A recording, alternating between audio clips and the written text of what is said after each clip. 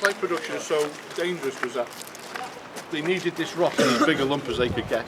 And if you look at what the slate we've got on the roof, you can see it's all cut into nice little sort of rectangular blocks, about 5 to 10 mil thickness. But to get it to that one, the only way they can do that is to split it or to cleave the rock. Okay? So what they had to do was to get it down in big lumps. So they'd have a team of guys working on the faces that would bar it off the face. They'd use explosives so that they didn't shatter the rock too much. All they had to do was to try and ease it away from the rock face in as big a lump as possible.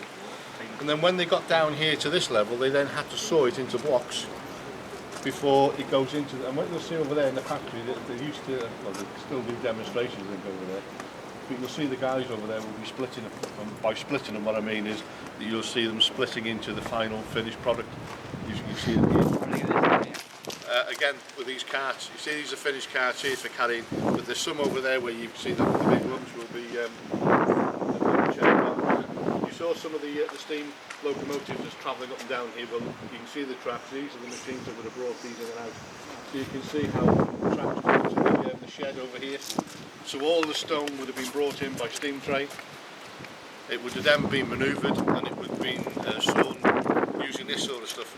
If you went to Penryn Quarry, which is still the only working quarry up in Bethesda at the moment, Penryn Slate, they're doing exactly the same process, except now they're using diamond tipped saws, massive, huge saws that cut through the slate, through big blocks using lasers to guide them. But then they go through a hole in the wall and there's about 60 or 50 people sitting on the floor splitting them by hand because they've never found a way of splitting slate to get it on the roof like that. And what the guys on here are very good at doing is getting to the right size. And so all the slates come in different sizes depending on the roof, and they were all had women's names like Queen Eve, Marquess and Duchess, so you'll find different sizes of slate names that they used to do.